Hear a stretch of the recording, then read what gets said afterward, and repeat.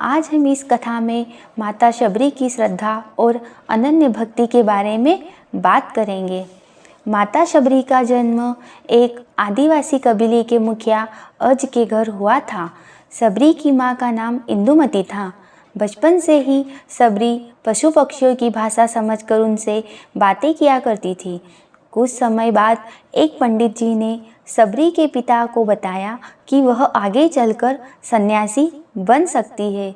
इस बात का पता चलते ही शबरी के पिता ने शबरी का रिश्ता तय कर दिया। जैसे ही शादी का दिन नज़दीक आया, शबरी के घर वालों ने खूब सारी बकरियां और अन्य जानवर घर के आंगन में लाकर बांध दिए। उन्हें देखकर शबरी ने अपनी माँ से पूछा, इतने सारे जानवर अपने घर क्यों लाए गए हैं? माँ ने जवाब दिया, बेटी, तुम्हारा विवाह होने वाला है, इसलिए हम लोगों ने इनका इंतजाम बलि के लिए किया है। तुम्हारी शादी के दिन ही बलि प्रथा होगी, फिर इनसे स्वादिष्ट भोजन बनाकर सबको परोसा जाएगा। वह सब सुनकर शबरी बहुत दुखी हुई। काफ़ी देर तक शबरी ने उन जानवरों को आज़ाद करने के बारे में सोचा। सोचते सोचते शबरी के मन में हुआ कि अगर मैं घर से कहीं चले जाऊं, तब न विवाह होगा और ना ही बलि प्रथा। इससे मासूम जानवर बच जाएंगे। उसके बाद शबरी जंगल की तरफ चली गई। चलते चलते वह ऋषि मुख पर्वत पर पहुंच गई। काफ़ी समय बीत जाने के बाद शबरी मतंग ऋषि की कुटिया में पहुंची। वहां पहुंचकर मतंग ऋषि को शबरी ने बताया कि वह उनसे गुरु दीक्षा लेना चाहती है। तभी मतंग ऋषि ने गुरु दीक्षा शबरी को दी और साथ ही अपने गुरुकुल में रहने दिया और भगवान से जुड़ा ज्ञान देते रहे। समय बीतता गया। मतंग ऋषि का शरीर बूढ़ा हो गया।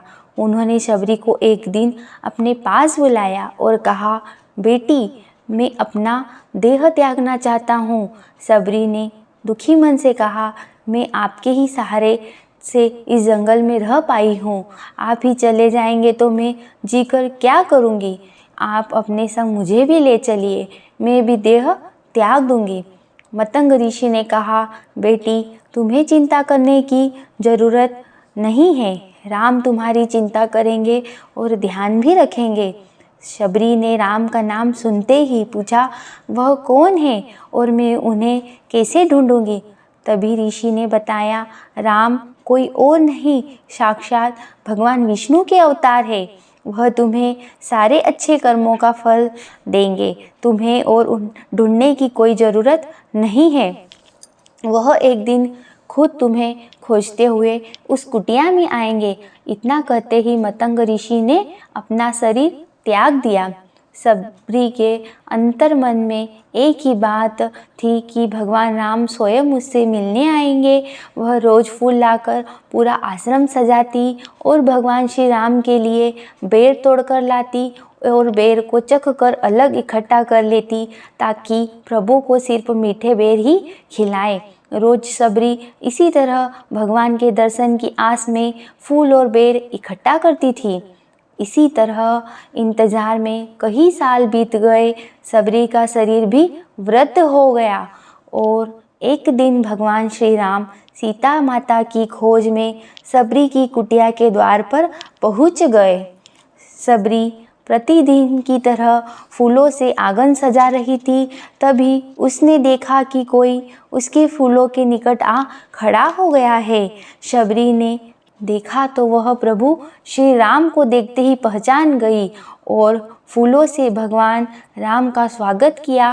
कुटिया के अंदर ले गई, प्रभु को आसन पर बिठाया और शबरी ने बड़े ही प्यार से भगवान श्री राम और उनके भाई लक्ष्मण को बेर दिए। प्रभु राम ने उतने ही प्यार से बेर खाना शुरू किया और लक्ष्मण को इशारा करते हुए कहा, तुम भी बेर खाओ। लक्ष्मण भी मुंह बनाते हुए बेर खाने लगे।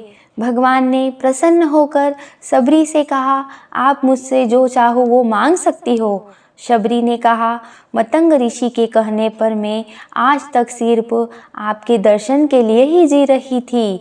अब आप मुझे मोक्ष प्रदान कीजिए। इस तरह ऋषि मतंग की बात सच साबित हुई और शबरी को भगवान राम के दर्शन भी हुए। तभी से भगवान राम को शबरी के राम भी कहा जाने लगा।